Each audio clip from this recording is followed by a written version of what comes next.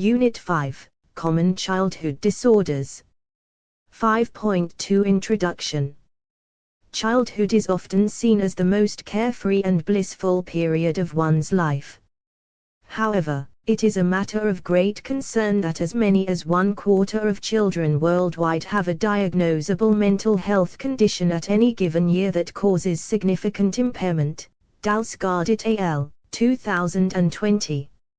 Evidence suggests that half of all mental health conditions begin well before the age of 14 years, affecting more than 10 to 20% of children and adolescents globally. World Health Organization, WHO, 2020, and 6 to 15%, approximately 50 million, children in India. Hossain and Purohit, 2019, United Nations Children's Fund, UNICEF, 2021. Mental health disorders in children are generally defined as delays or disruptions in developing age-appropriate thinking, behaviors, social skills or regulation of emotions. These encompass neurodevelopmental, emotional, and behavioral disorders that impact individuals during their formative years with adverse psychological and social effects, and potential lifelong consequences, and include a large number of discrete health conditions, most common being anxiety disorders, depression, attention deficit hyperactivity disorder, ADHD, autism, and intellectual disability. WHO, 2020. As in any age group, mental illness in children cannot be attributed to any singular cause, and diagnosis usually involves the combination of comprehensive psychological, developmental and medical assessments. However, mental illnesses in this particular age group are hard to identify, as symptoms are often misunderstood and seen as changes associated with the growing years. Further, these symptoms may vary depending on child's age, and children may not be able to vocalize or explain how they feel or why they behave in a certain way. Another barrier to the process is the stigma associated with mental disorders in childhood, especially by parents, resulting in reluctance to seek professional help. It is important to note that consequences of childhood disorders are wide, including their impact during childhood and the persistence of mental ill health into adult life. While most adulthood mental health problems emerge in early childhood and adolescence, Caspi et al., 2020, during childhood the impact is broad, ranging from personal distress of the child to the negative influence on their families and peers. These children are more likely to experience a compromised developmental trajectory, lower academic achievement, aggression towards other children, lowered self-esteem, and a sense of social rejection and isolation. Not only are these problems troubling to the child, they disrupt his/her ability to function well at home, in school or in other social situations. In some cases, these disorders may run a chronic course, are highly disabling, and are associated with significant premature mortality. Caspi et al., 2020. Further, beyond their health consequences, the impact of these disorders on the social and economic well-being of individuals, families, and societies is enormous. Children with mental disorders are at higher risk of mental and physical health problems in adulthood, as well as increased likelihood of unemployment, involvement with criminal activities and subsequent contact with law enforcement agencies, increased need for medical and disability services, and fewer stable placements in society at large. Childhood mental and developmental disorders are an emerging challenge to healthcare systems globally. While the burden of childhood disorders is large, growing, and underestimated, many of these disorders can be prevented and or treated effectively. Thus, it is imperative to understand and recognize the warning signs of mental illness in children, and associated pharmacological, educational or occupational interventions, as well as specific forms of psychotherapy. Given these key concerns, The present unit and subsequent 2 units focus on mental health disorders in childhood, and associated understanding of signs and symptoms, their frequencies, causes and risk factors, and most effective treatments. 5.3 Childhood depression. A 9-year-old boy was referred to speech therapist for stuttering. However, it turned out that he had serious emotional problems and was immediately referred to a psychologist. Multiple interviews with the psychologist revealed that he was often moody and sad without any reason. At times, he became highly irritable, aggressive and even socially withdrawn. He had lost his interest in school, his academic performance had deteriorated, and he had also lost 4 to 5 kgs of weight in the last 2 months. According to the mother, a man was doing well till the age of 7 years. It was during this time that his parents decided to separate and filed for divorce. There were constant fights in the household, in response to which, he often started crying. Slowly he became more reclusive and stopped talking to both his parents, especially father. Currently, along with the aforementioned symptoms, he is exhibiting behavioral problems in school. He is not able to control his strong emotions. He is often angry and resentful. He even told his best friend about his plans to run away from his home or committing suicide. Depressive tendencies in children and adolescents is not debatable anymore, it is a fact.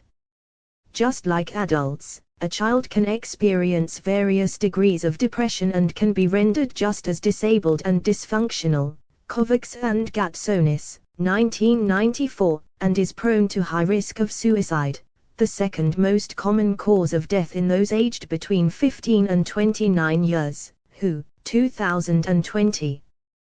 Prevalence and progression. Global studies on child populations estimate the prevalence of mood-related symptoms between 2 to 25%. Berners et al., 2019, McCabe et al., 2011, Vinakchia et al., 2006, with 2.8% of children under the age of 13, Avanevoli et al., 2015, and 8 to 9% adolescents between the age of 13 to 17 years having a formal diagnosis of a depressive disorder, Costello et al., 2006. In children, depressive symptoms occur at approximately the same rate in girls and boys, but in adolescents the female-to-male ratio increases to 2:1, Burmaha et al., 1996. Within the Indian subcontinent, National Mental Health Survey of 2015 to 2016 reported prevalence of mental morbidity to be 7% among children and adolescents, with depressive disorders being most common at a rate of 1.6% in 4 to 11-year-olds and 2.6% in 12 to 17-year-olds. Grover et al., 2019, Murthy, 2017. Also, a growing trend has been observed in the prevalence of depressive disorders from 2% in 1980 to 89 to 6.6% during the decade of 1990-1999, to 13.49% from 2000 to 2006, Malhora et al., 2009. Given the urban stresses of pollution, overcrowding, fast-driven lifestyles and nuclear structures of families, the depression is more pronounced in urban youth, 14.6%, as compared to rural youth, 9.6%. Ajayero et al., 2018, Mishra et al., 2018. Findings also report comorbid anxiety disorders, 57.65%, attention deficit hyperactivity disorder, 20%, conduct disorder, 9%, and obsessive compulsive disorder, 7%. Krishnakumar and Geeta, 2006. Although children with depression recover to a significant degree, Research suggests a high probability of experience of a subsequent depressive episode, Copeland et al., 2021, and long-term negative sequelae lasting into adulthood, including suicidality, co-occurring mental, substance, and physical health disorders, decreased social and academic functioning, and relationship problems. Center for Behavioral Health Statistics and Quality, CBHSQ, 2016. 5.3.1 Clinical Picture. For a diagnosis of childhood depression, the same criteria is to be used as specified for adults in International Classification of Diseases 10, ICD-10, WHO, 1993, for depressive episodes of all three grades of severity, mild, moderate, and severe. A duration of at least 2 weeks is usually required for diagnosis, but shorter periods may be used if symptoms are unusually severe and of rapid onset. The key symptoms of depression, F32, and all its variations include depressed mood, loss of interest and enjoyment, reduced energy, increased fatigability, even after slight effort, and diminished activity, ICD-10. The lowered mood usually does not change and mostly remains stable. There are individual variations, and atypical clinical presentations among the adolescents. One modification used for diagnosing depression in children is that irritability is a major symptom and is often substituted for depressed mood.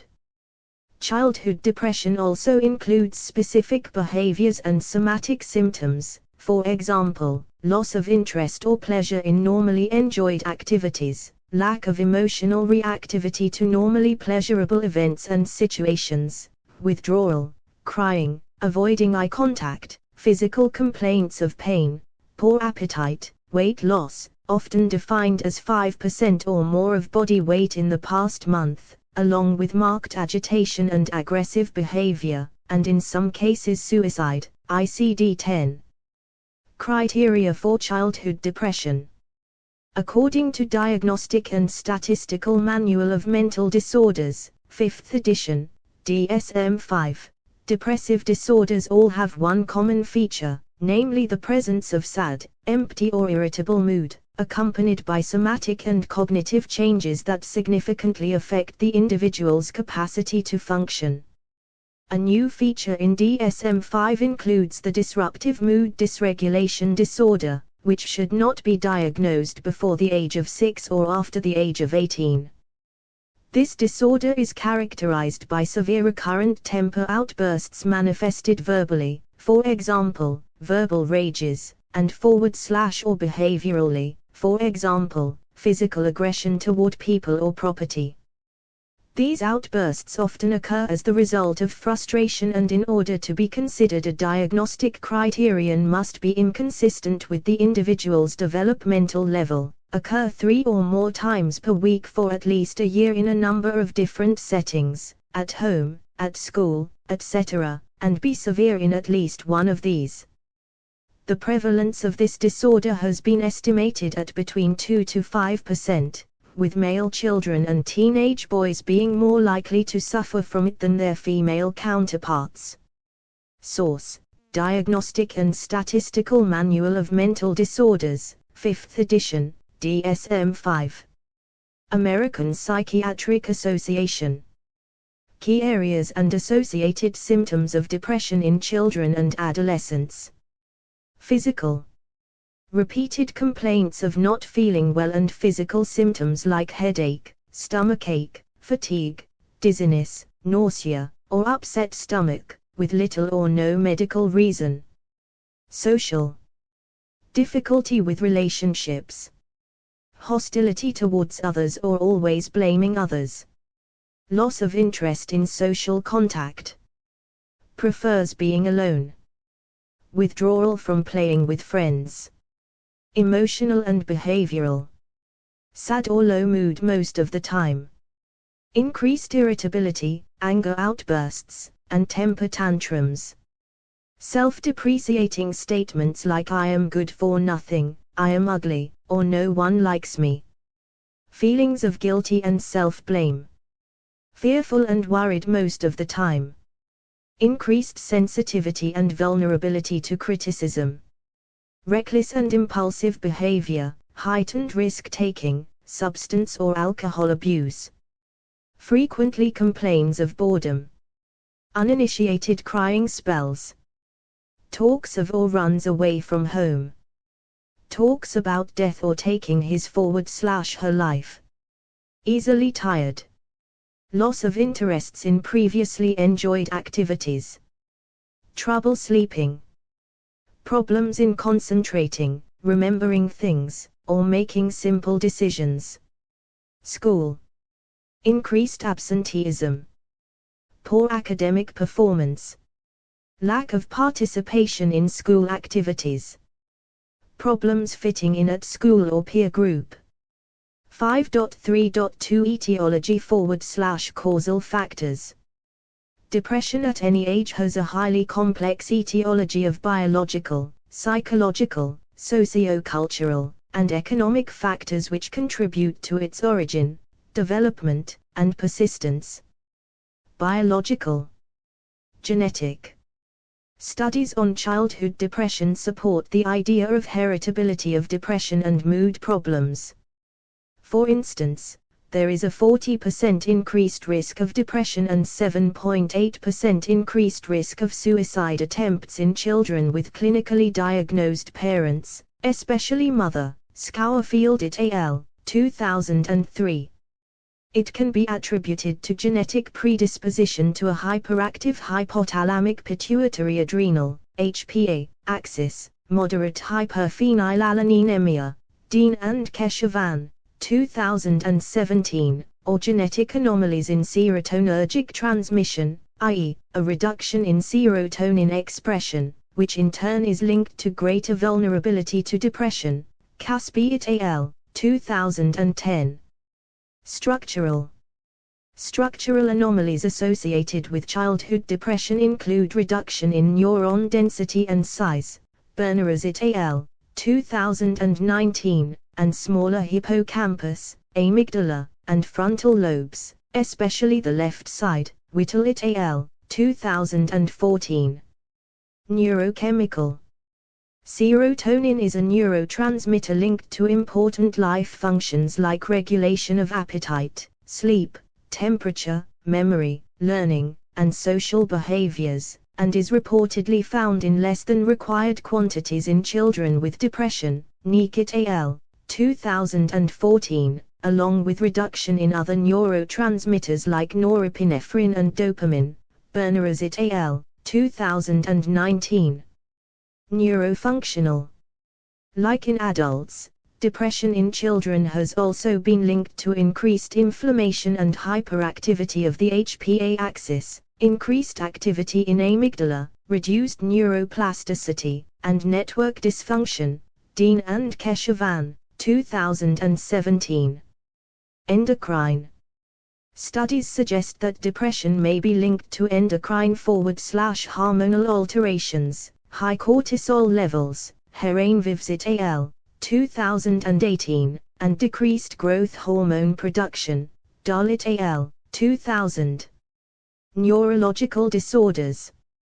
Early onset seizures or epileptic syndromes, chronic recurrent cephalalgias, several neurometabolic diseases, and intracranial tumors are also implicated, Narbonne, 2014. Sleep disorders. Sleep has many restorative functions on the nervous system, and disturbances in sleep tend to affect the hippocampus, neurotoxic elevation, and a net decrease in gray matter in the left orbitofrontal cortex, Novati et al., 2012. A reciprocal association exists between sleep and depression. Sleep disturbance leads to depression, and depression often escalates sleep problems, Franzen and Bice, 2008.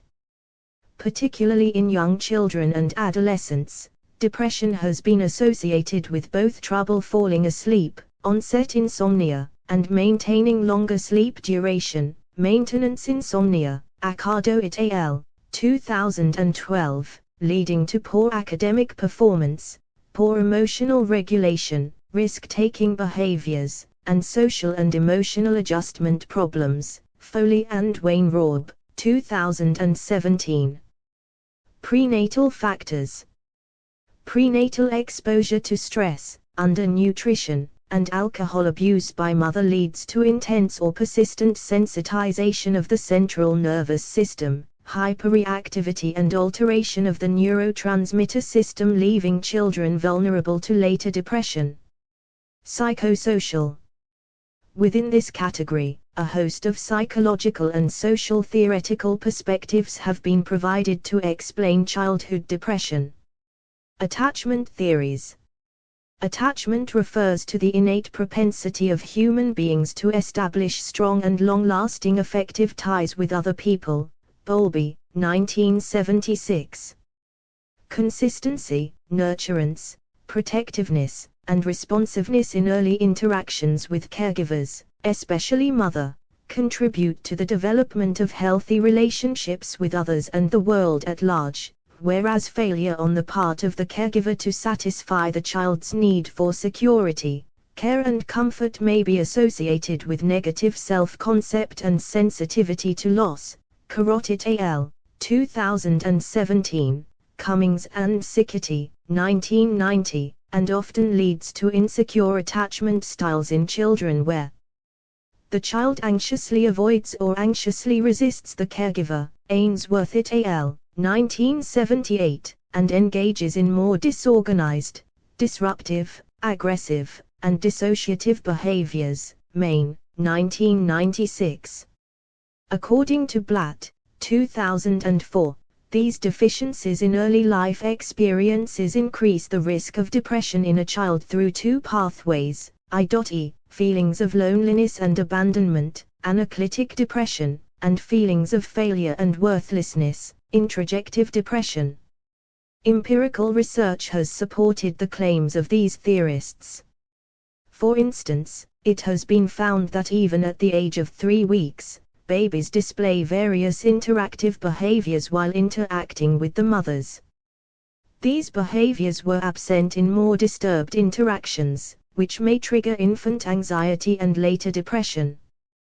This is specifically true in case of depressogenic mothers who have difficulty responding appropriately to their infant's attachment needs, giving rise to disorganized attachment and thus pass on the depressive mood.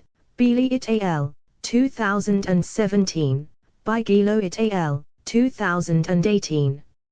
Further, later life attachments like peer attachment reduce depression levels in at-risk children, and also highlight the curative aspect of attachment between adolescent peers. Chu and Lee, 2018.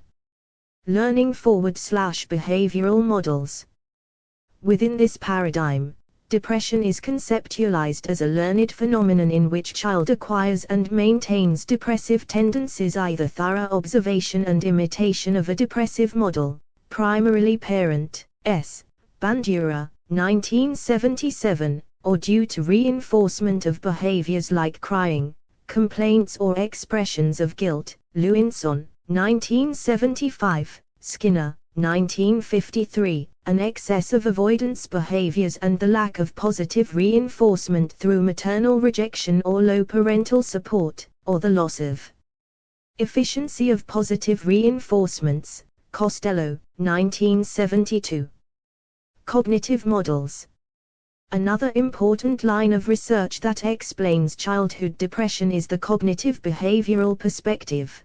Berneras et al., 2019. This includes the concepts of learned helplessness, Seligman, 1974, and associated attributional reformulation, Abramson et al., 2000, and Beck's, 1967, information processing cognitive theory. Learned helplessness is the state when a child, due to early failures or inability to produce desired outcomes despite efforts, learns to believe that he or she has no control over aversive events and hence becomes passive and unmotivated to try to produce any effect on environment. Seligman, 1974.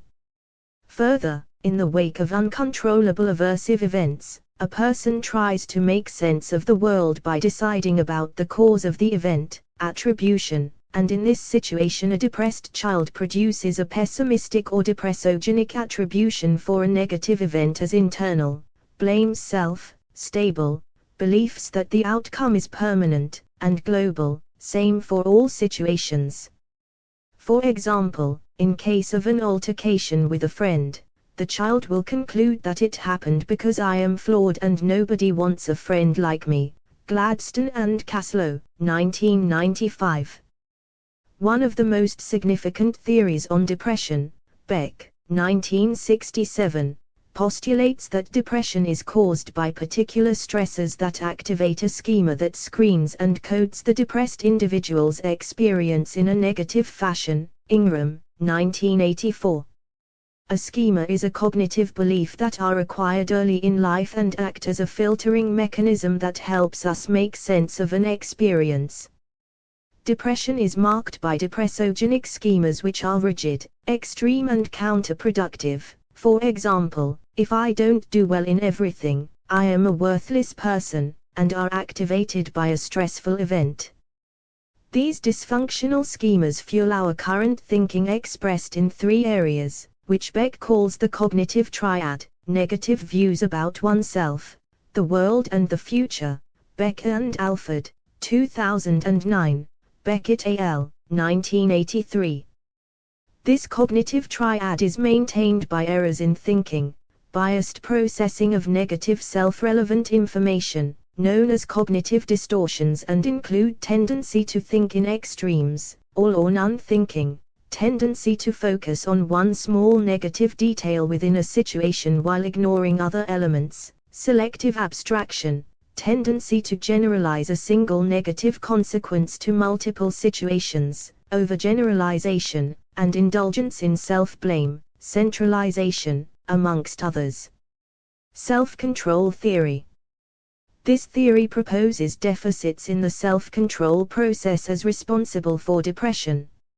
It consists of three phases: self-monitoring, attending only to negative events and recognize only immediate, short-term consequences; self-evaluation, negative and unrealistic, and self-administration of consequences, little self-reinforcement and more self-punishment. Rem, 1977, Remit al., 1979. Depressed children internalize dysfunctional external control guidelines and develop a depressive attributional style. Bandura, 1977, Rem, 1977. Interpersonal theory. Closely linked to attachment perspective, this theory proposes that reasons of a child's depression lie in their interpersonal functioning, like unresolved grief, interpersonal disputes, transition roles, interpersonal deficits. Markowitz and Weissman, 1995, and problems in peer relations. Berneras et al., 2019. Stressful life events. Studies focusing on children and adolescents report modest associations between stressful life events and depression. Williamson et al., 1995. These stressful life events include loss of a loved one, parental divorce or separation, domestic violence, emotional, physical or sexual abuse, neglect, dropping out of school, financial difficulties in the family, losing friends, or the illness of a family member. Shapiro et al., 2013. However, the tendency to develop depression in response to a stressor depends on strength and frequency of stressors, temperamental traits of childlike unstable emotional reactivity, as well as protective factors like social skills, familial and peer support. Caspi et al., 2010. Family. Parental behavior can be understood in terms of warmth and control. Warmth is linked to engagement and expression of affection, respect, and positive concern by parents or principal caregivers, and control refers to optimum discipline and channelizing of child's energies. Ronner and Kalick, 2003. While there is a significant association between parental warmth and positive adjustment, BAPCH al. 2014, low levels of perceived parental warmth and indiscriminatory control are linked to clinical and school maladjustment, as in neglectful and authoritarian parenting styles. BAPCH al. 2018. Other aspect within family associated with depression is dysfunctional communication. Socio-cultural models. These models postulate that social and cultural variables are responsible for the appearance of depressive symptoms. These include low socioeconomic status and associated conditions of poverty, deprivation, overcrowding, etc. Reeves et al. 2014. Culturally sanctioned depressive ways of reacting to stressful events and internalizing symptoms. Lorenzo Blanco et al. 2012. Specifically, a source of depression in girls aged 7-10 years, Evans et al. 2013, has been reported to be internalization of an culturally sanctioned and unrealistically thin ideal body. Relocation and acculturation. 5.3.3 Treatment. Predominant approach for treatment of depression in children has been the combined use of medication and psychotherapy. Pharmacotherapy. Medical treatment for depression in children and adolescents follows the pharmacological trends as in treatment for adult depression. Antidepressants like selective serotonin reuptake inhibitors, SSRIs, have been used successfully for some time now, especially in case of increased risk of suicidal ideations in adolescents. However, their side effects like nausea, headaches, nervousness, insomnia, and even seizures have to be kept in mind. Psychotherapy. A. Play therapy. Younger children with depression lack the ability to fully process and articulate their inner states, hence play activities are used to help them through mental and emotional issues. Some of the key techniques used are bubble play, child blows and pops bubbles for stress release. Block play, a wall of blocks is built which the child breaks down for venting anger. Worry dolls, child assigns a worry to a doll and leaves it behind in therapist's office. Color your life, child uses different colors to represent feelings. Emotion thermometer. An emotion thermometer is made showing a range of emotions from 0, with a smiling face, to 10, with a frowning face, and child is taught to monitor and regulate their emotions using it. Role-playing involves family, where everyone plays their own and reverse roles for better understanding. Laughter play, therapist and child take turns to make each other laugh without touching. Superhero play, child plays the role of their favorite superhero and solves problems. One recent development in play therapy is parent-child interaction therapy, Lenz et al. 2013. It involves encouraging the parent to use effective praising techniques, to play games the child wants to play, to get down to the child's level and be enthusiastic, effective discipline using a very specific timeout to help the child learn to obey parental commands, and to help their child regulate emotions more effectively. During therapy sessions, therapists observe parent-child interactions through a one-way mirror. They talk directly to the parents, who wear an earpiece and a microphone, allowing the therapists to coach and instruct them on how to deal with the child's emotions in real time. B. Cognitive behavior therapy. Cognitive behavior therapy, CBT, is found to be a highly effective form of psychological treatment for adolescent depression. It focuses on identifying and challenging maladaptive schemas, automatic thoughts, and cognitive distortions that force an individual to negatively evaluate experiences and hence are depressogenic. The therapeutic procedure comprises of 3 phases. Initial phase involves assessment of the problem and development of a collaborative relationship. Here, case conceptualization, dysfunctional thought record, DTR, and thought sampling are effective tools of assessment. Dysfunctional thought record. DTR is used to record the thoughts, feelings and emotions of the client with regard to a particular stressful situation. It also allows the client to look into his reactions to the situation as well as alternatives that could have been adopted by him. Thought records are used to make a patient aware of their negative automatic thoughts, NATs, distinguish thoughts from facts, and see how they impact upon their mood. They encourage the consideration of alternative thoughts and the resulting change in emotion.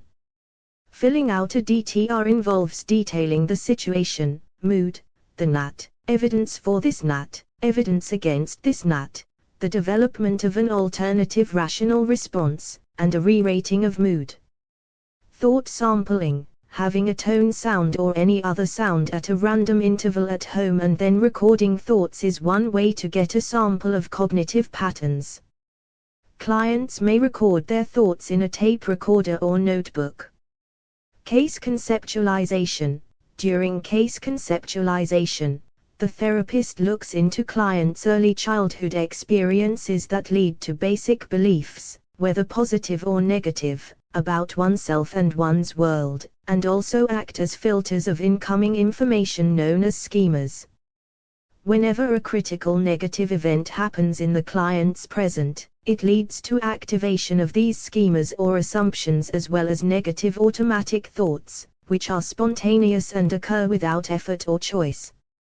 These NATs are responsible for the way we process information, feel and behave in a situation.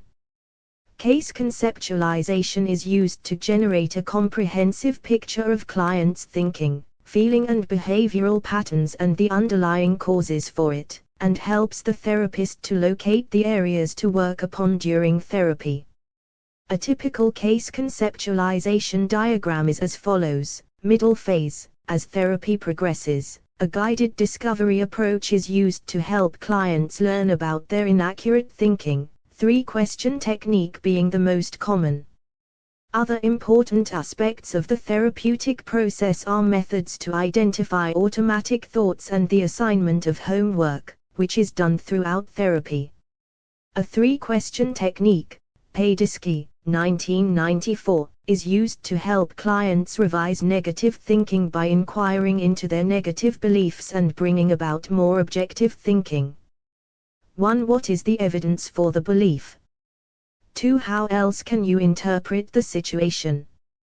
3. If it is true, what are the implications? For understanding, an excerpt from therapy session is given. Therapist: so you feel that since you didn't score 90% marks, you are a failure. What is your evidence for this belief? Myra: I don't have any evidence. I just feel that way.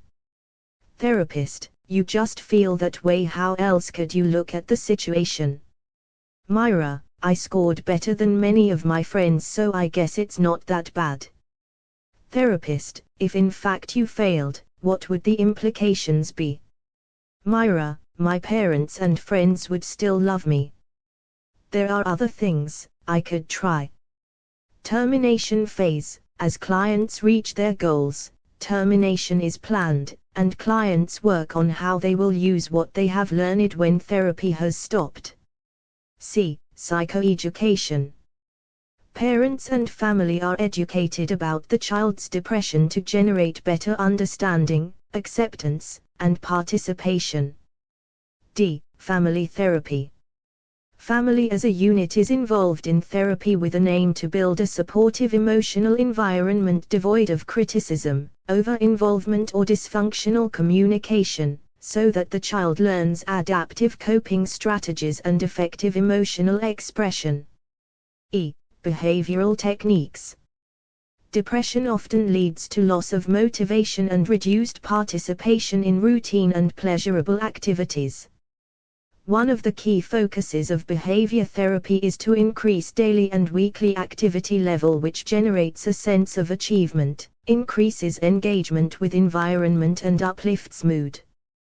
Two commonly used techniques involve 5.4.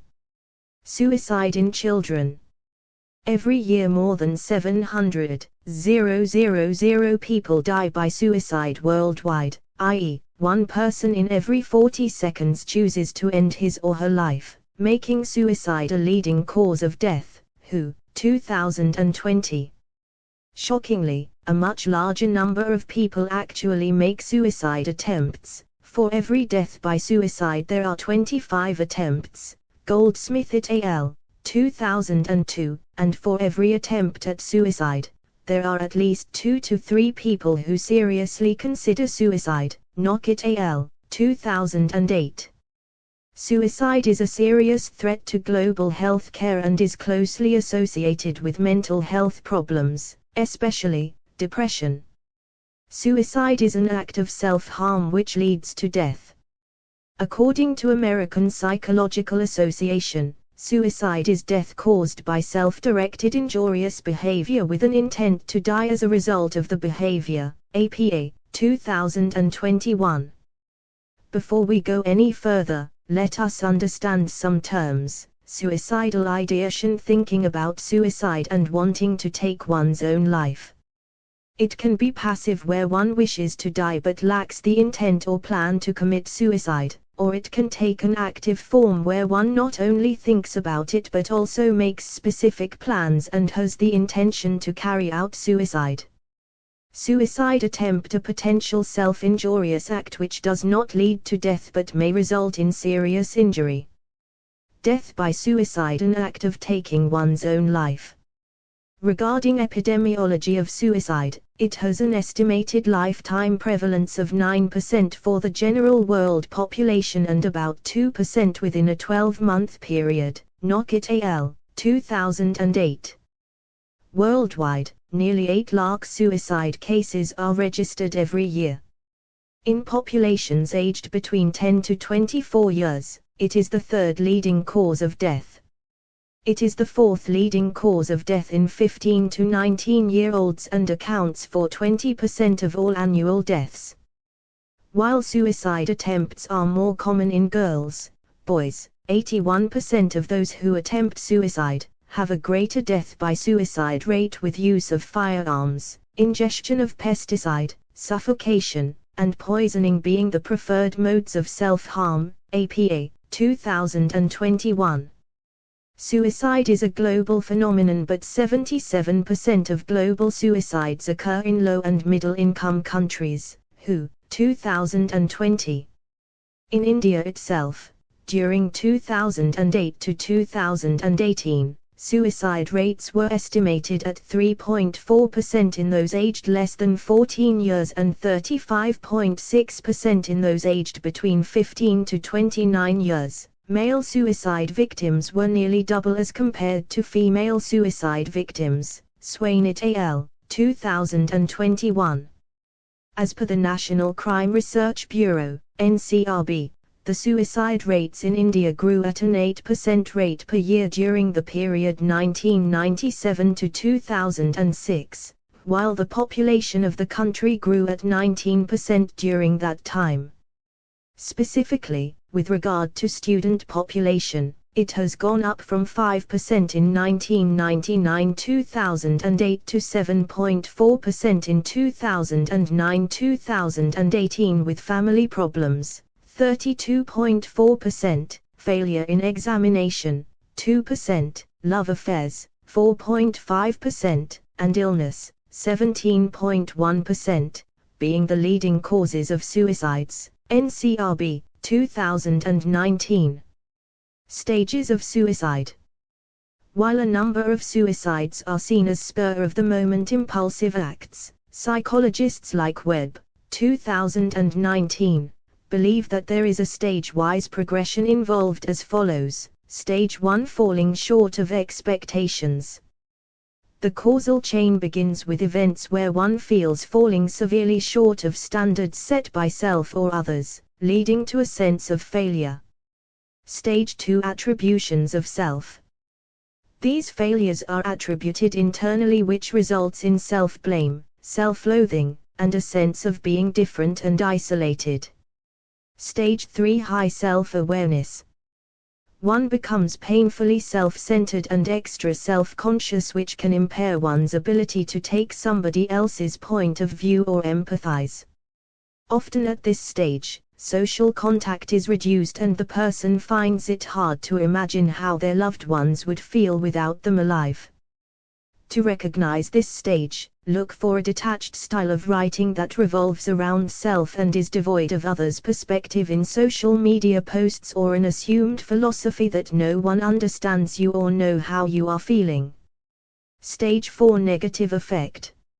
Negative emotions like anger, disgust, guilt, fear, and anxiety are generated, which lead to psychological agony, and one strives to escape them. Stage 5: Cognitive deconstruction. At this stage, the person becomes completely absorbed in self and fails to process information properly. For instance, time is perceived at an altered pace and seems to slow down. A week may feel more like a month. Creative activities reduce, concrete thinking increases, and one becomes more detached about material stuff. Stage 6: Disinhibition. Irrationality and disinhibition often follow the deconstructed state. Meaningful thought is impaired, fear of death is reduced, physical pain tolerance increases, and drastic measures like suicide become highly acceptable. 5.4.1 Clinical picture of suicide.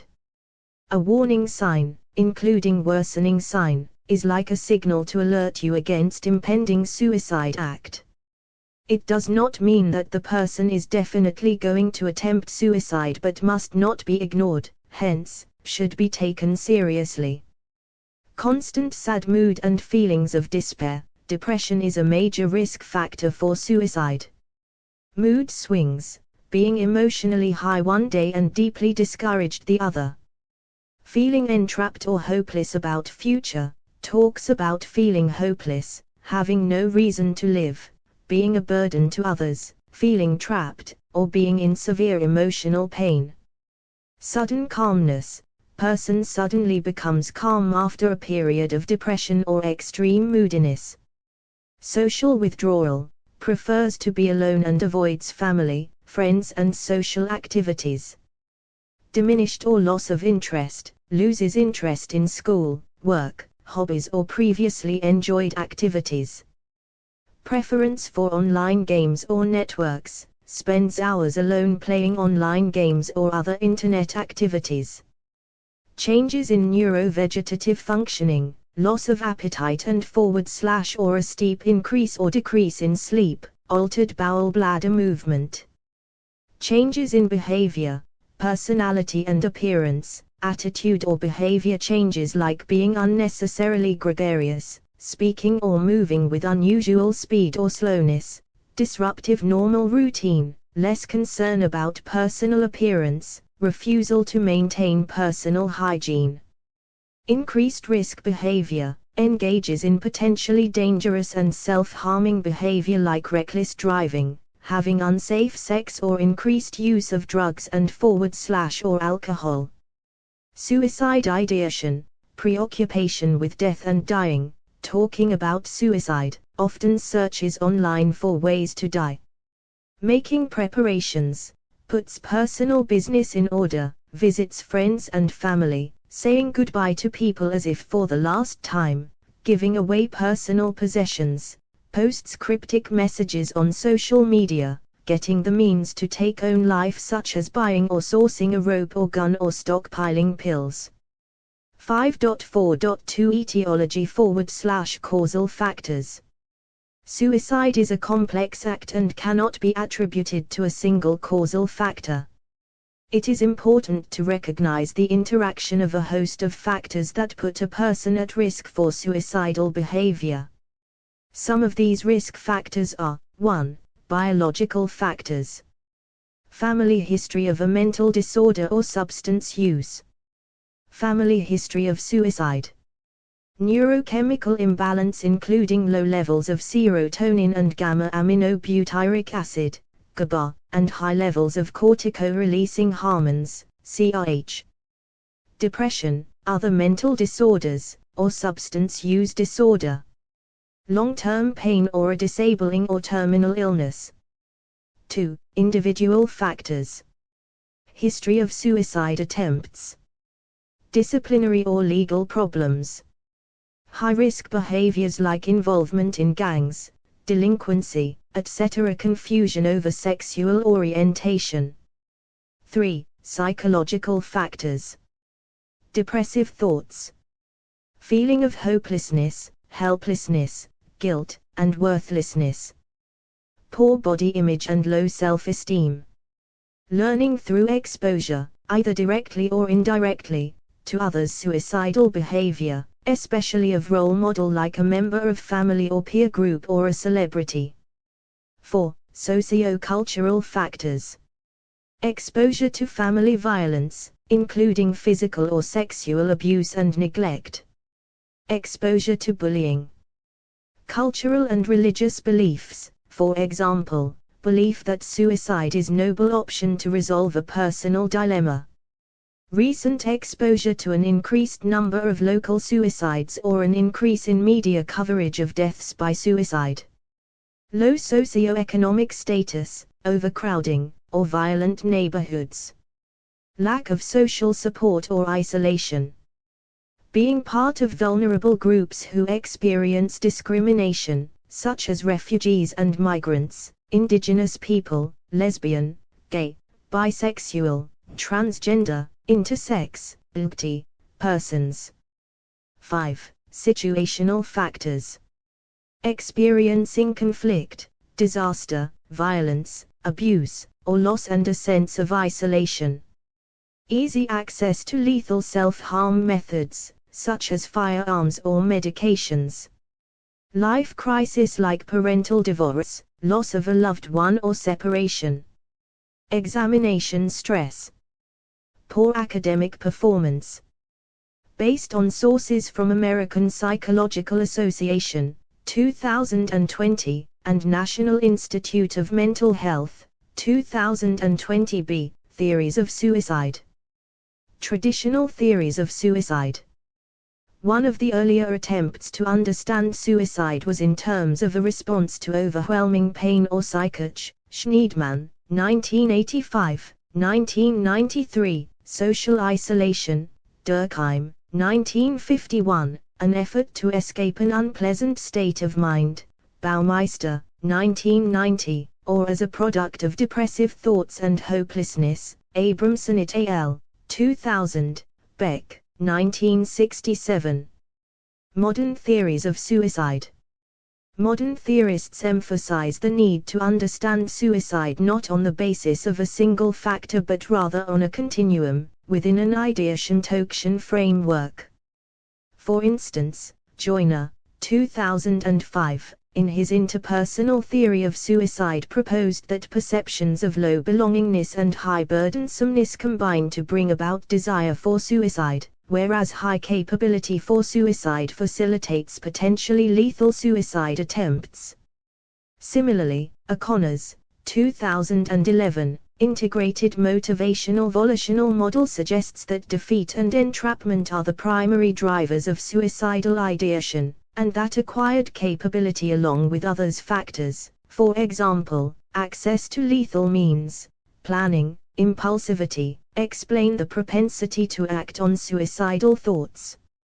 More recently, Klinsky and May, 2015, offer explanations for development of suicidal ideation and progression from suicidal ideation to attempts in a stepwise process as, Step 1, development of suicidal ideation due to interaction of pain and hopelessness.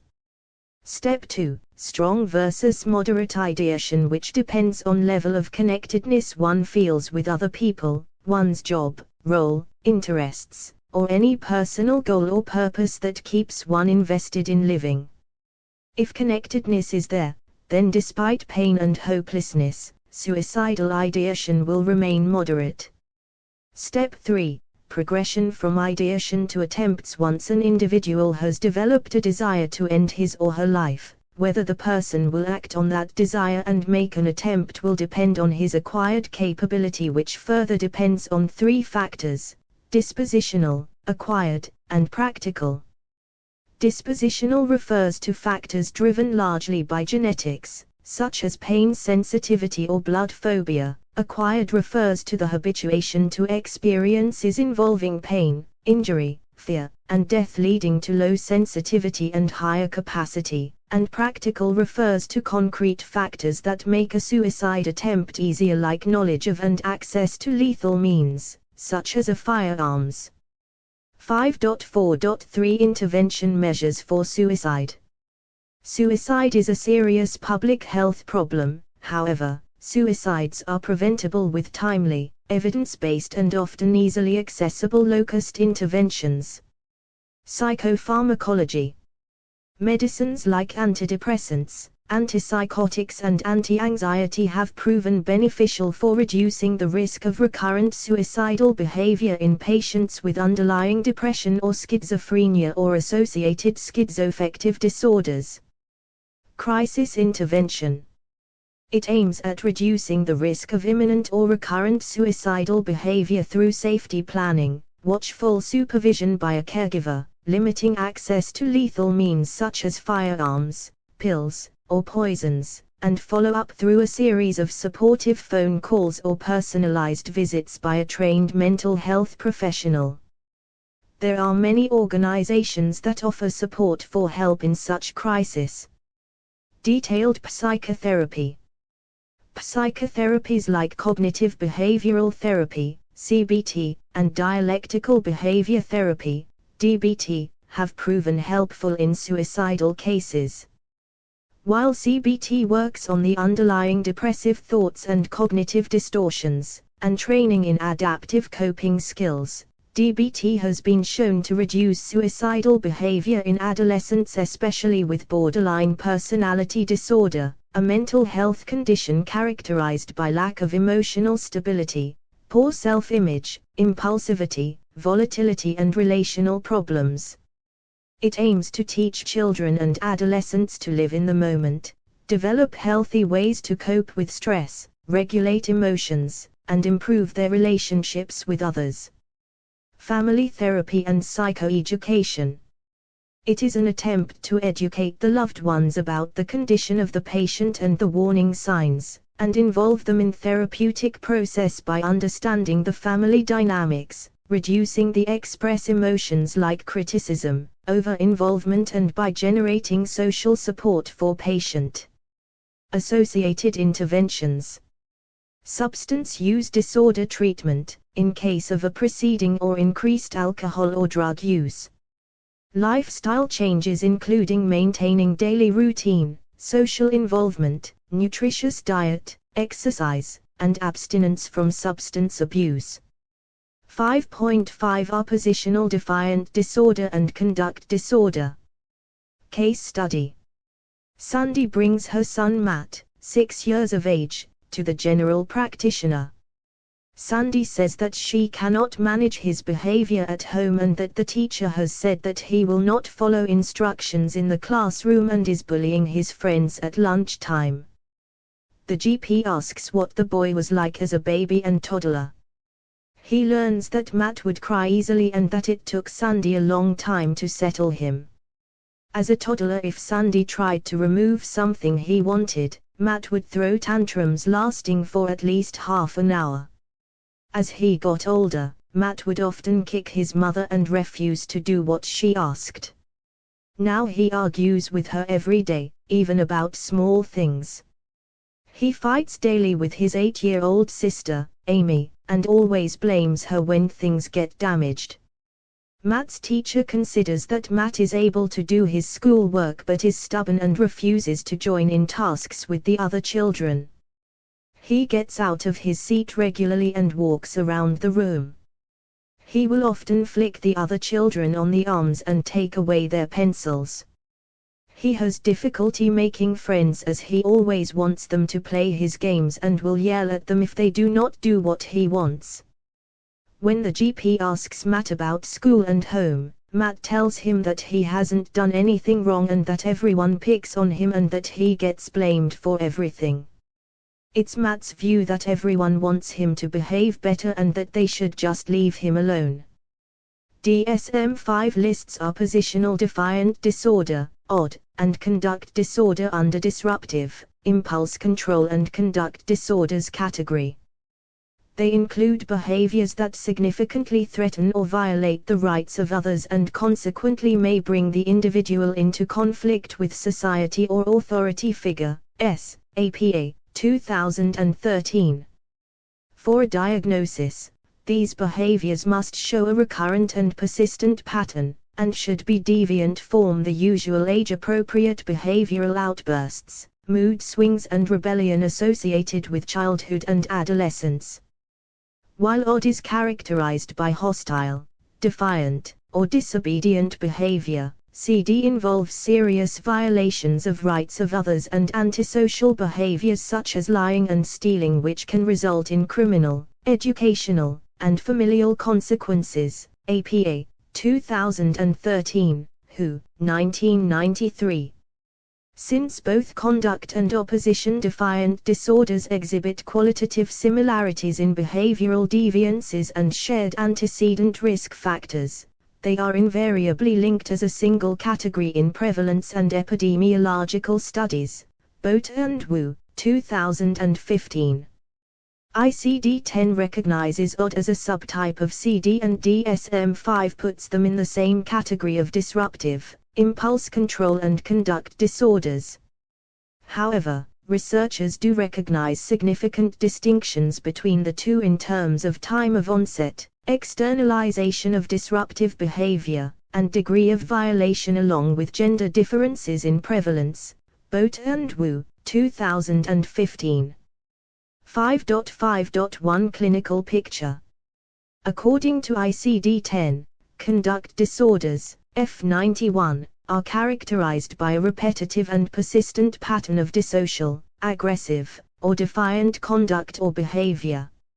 Any or many of following behaviors should be marked and must be present for at least a period of 6 months to meet the diagnostic criteria: excessive levels of fighting or bullying, cruelty to animals or other people, severe destructiveness to property, fire setting, stealing, repeated lying, truancy from school and running away from home, unusually frequent and severe temper tantrums, defiant provocative behavior, persistent severe disobedience unlike the ordinary childish mischief, or adolescent rebelliousness.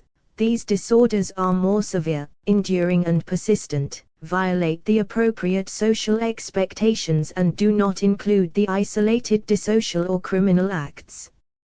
While making the diagnosis, child's developmental level at the time of act has to be taken into account. For instance, while temper tantrums at the age of 3 are deemed normal, violent crime or cruelty towards other humans or animals at the age of 6 or 7 is not within child's capacity and can be a serious contender for diagnosis. Also, these symptoms must not be attributable to underlying severe psychopathology like schizophrenia, mania, pervasive developmental disorder, hyperkinetic disorder, or depression. ICD-10 further categories conduct disorder as F91.0. Conduct disorder confined to the family context. Here, dissocial or aggressive behavior is entirely or almost entirely confined to the home and / or to interactions with members of the immediate household. No significant conduct disturbance is observed outside the family setting and child's social relationships outside of family will be within the normal range. Disruptive behavior arises due to marked disturbance in child's relationship with one or more members of the nuclear family or due to conflict with a newly arrived step-parent, and may include stealing from the home, deliberately destructive behavior, such as breaking of toys or ornaments, tearing of clothes, carving on furniture, or destruction of prized possessions, violence exclusively against family members, and deliberate fire setting confined to the home. F91.1 Unsocialized conduct disorder. This type of conduct disorder involves persistent dissocial or aggressive behavior outside the family or home context and a significant pervasive abnormality in the individual's relationships with other children, often seen as lack of effective integration into a peer group. Disturbed peer relationships as evident chiefly by isolation from and or rejection by or unpopularity with other children, and by a lack of close friends or of lasting empathic, reciprocal relationships with others in the same age group, and associated emotional disturbance, and discord, hostility, and resentment in relationships with adults. Characteristic solitary offenses may include bullying, excessive fighting, extortion, or violent assault. In older children, excessive levels of disobedience, rudeness, uncooperativeness, and resistance to authority, severe temper tantrums and uncontrolled rages, and destructiveness to property, fire setting, and cruelty to animals and other children. Group offending may or may not be present. F91.2 Socialized conduct disorder. This category applies to conduct disorders involving persistent dissocial or aggressive behavior occurring in individuals who are otherwise well integrated into their peer group, i.e., they have adequate, lasting friendships with others of roughly the same age. The peer group may or may not comprise of other youngsters involved in delinquent or dissocial activities. Relationships with adults in general are non-problematic, but with those in authority tend to be poor. Also, emotional disturbances are usually minimal. Often the symptoms are more pronounced in extrafamilial settings, especially school and playgrounds. F91.3 Oppositional defiant disorder. Often seen as a less severe type of conduct disorder, oppositional defiant disorder has a characteristic early onset before the age of 9 or 10 years. It is defined by a pattern of persistently negativistic, hostile, defiant, provocative, and disruptive behavior, which is clearly outside the normal range of behavior for a child of the same age in the same socio-cultural context, and an absence of serious violations of the rights of others as reflected in the aggressive and dissocial behavior specified in earlier categories. Symptoms include frequent and active defiance of requests made by adults or rules with a deliberate intention to annoy other people, low frustration tolerance and readily lost temper, anger and resentfulness, tendency to be easily annoyed by other people and blaming others for own mistakes or difficulties, defiance of a provocative quality, deliberately instigating others, and initiating confrontations, and excessive levels of rudeness, uncooperativeness, and resistance to authority. Interestingly, this behavior is most evident in interactions with adults or peers whom the child knows well, and clinical observation of these signs may be difficult. Find out the diagnostic criteria for conduct disorder and oppositional defiant disorder as given by DSM-5 and compare that with the ICD-10 criteria as discussed above. Epidemiology. It is estimated that 2 to 16% of children and adolescents have OD in clinical settings, and in non-clinical samples, its prevalence ranges from 6 to 10%, Sanders et al., 2003. While some studies show no gender differences, Nock et al., 2007, other report that oppositional symptoms to be more common in younger boys than girls, with the behaviors in girls becoming more evident after puberty in older children, APA, 2013, Sanders et al., 2003. Globally, the lifetime prevalence of conduct disorder in the general population is estimated at between 2 to 10% and is consistent across its different types, racial and ethnic groups. Gender differences are observed with reported prevalence of 6 to 10% in male and 2 to 9% in female children, with the boy-to-girl ratio ranging from 4:1 to 12:1, DSM-5, 2013. Indian studies report the prevalence of CD between 7.1 to 11.13%, Devasagamani, 1990, Sarkar et al., 2006.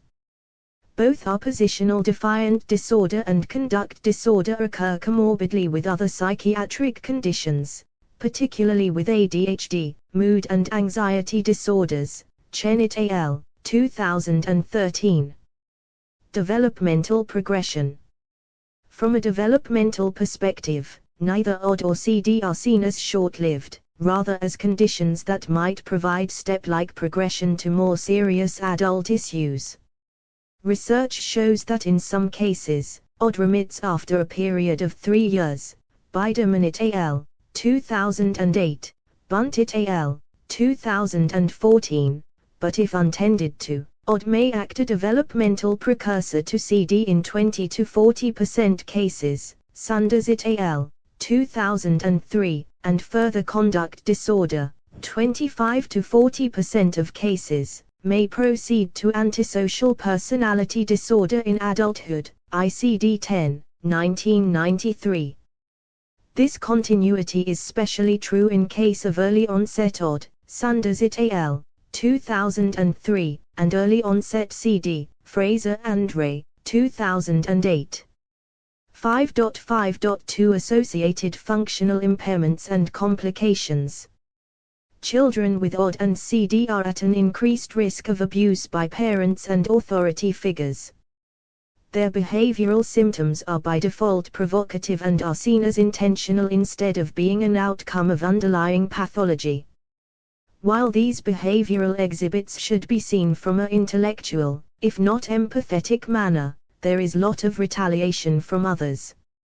Further, these acts seem defiant and threatening, and are often met with social exclusion and punishments, legal or otherwise. Parents tend to express negatively to these acts by labeling and criticizing children and reducing warmth and involvement, which further escalates the symptoms and allow children to justify their actions. Moella, 2001, Webster Stratton and Reed, 2003. A somewhat similar picture is repeated at school. Studies show that these children experience greater failure at school, more suspensions, expulsions, and dropouts.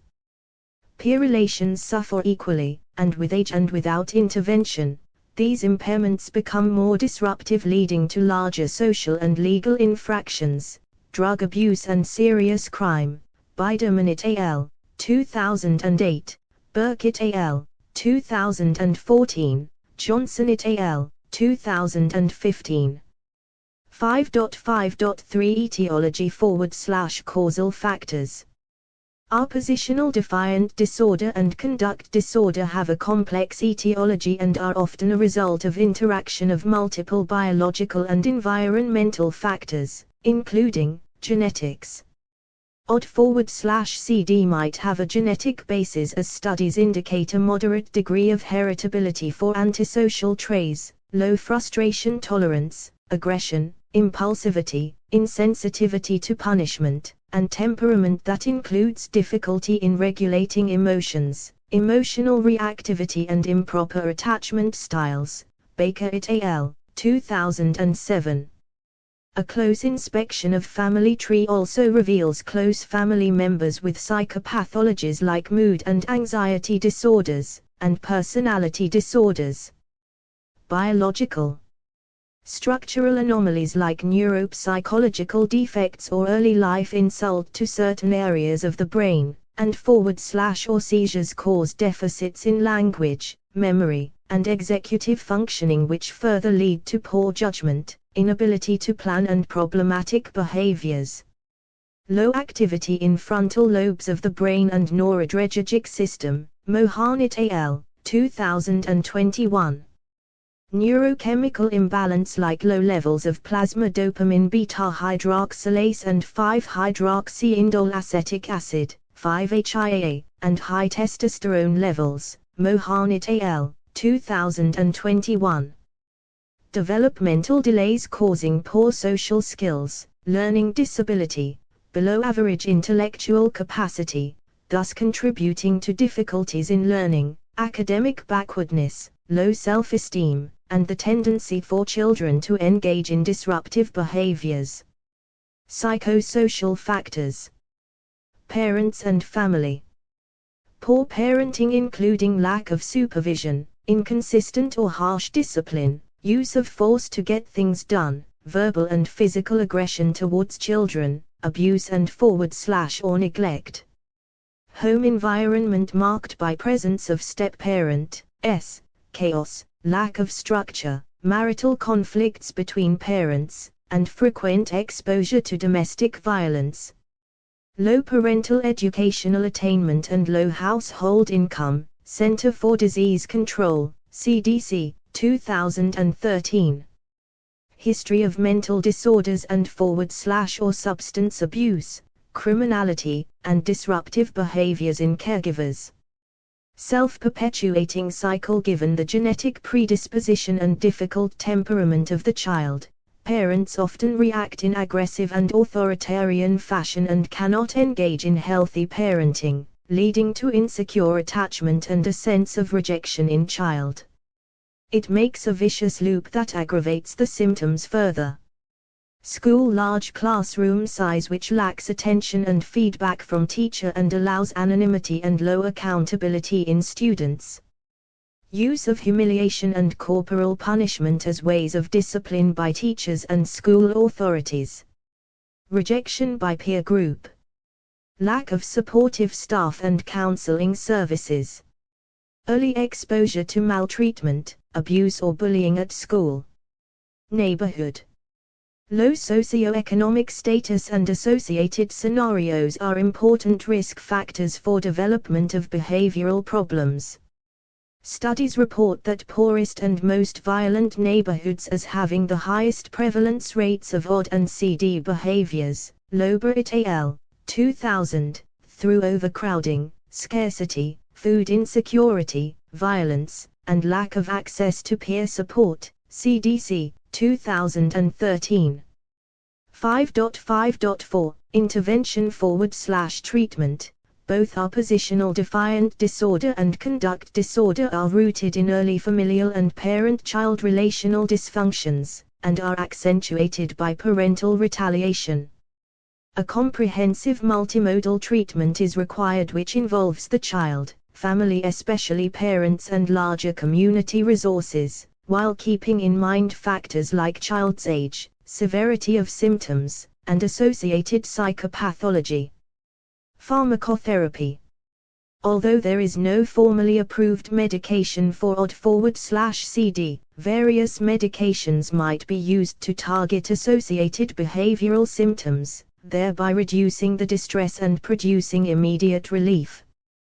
These include stimulants and non-stimulants for ADHD, for improving attention and concentration, calmness, and reducing impulsivity, antidepressants for depressive symptoms, mood stabilizers for aggression, and even antipsychotics. Psychosocial treatments /psychotherapy. In terms of psychosocial interventions, three key actors are targeted: the child, the family, and the community. A. Child-oriented techniques. Anger management and mood regulation training. Anger management focuses on understanding reasons for and regulating ways to control one's frustration and aggression.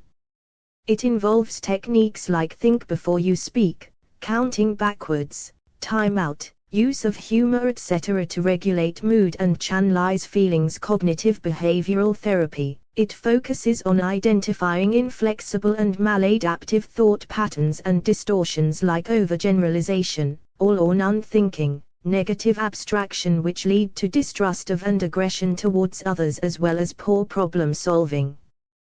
Once identified, the therapist and child work together to change these dysfunctional cognitions for more functional ones so that overt behavior could improve. Behavior modification. It involves behavioral techniques like systematic use of reinforcement for desirable behavior, and punishment and omission for removing undesirable behavior. As an extension, the therapist may also use differential reinforcement schedules for selectively reinforcing certain behavior while withholding for others. Social skills training. It aims to help the child understand the verbal and non-verbal social cues, restraining of socially unacceptable impulses or acts, to develop positive and effective interaction with peers and others, perspective taking and learning empathy, interpersonal skills, assertiveness training, and conflict resolution. B. Family-oriented techniques. Family therapy, understanding the family dynamics, faulty communications and sources of conflict, and negative emotions like over-involvement, detachment and criticism, and improving two-way flow of interaction with a focus to generate harmony and cooperation within family. Parent management training. PMT. Its chief goal is to help parents develop positive parenting skills that involve consistent discipline, relatable rewarding for desirable behaviors and restraint on undesirable behavior with proper explanation. Parent-child interaction therapy. BAPCH involves parallel coaching of parents by the therapist while they are interacting with their child. For instance, in behind the mirror technique of BAPCH, the therapist observes the parent-child interaction while sitting behind a one-way mirror and by using earphones simultaneously guides parents to be more effective in their communication with child, thereby improving parent-child relationship and decreasing problem behavior. C. Multisystemic therapy. It holistically targets family, school, individual and the community, and aims at generating awareness about disruptive behavior disorders and acceptance of child, improving academic functioning and provision of special setups and structured program to reduce disruptive behaviors. Prevention. Screening, recognition, prevention and early intervention is deemed essential in case of OD/CD. Recognizing and acting on symptoms when they first appear can minimize distress to the child and family.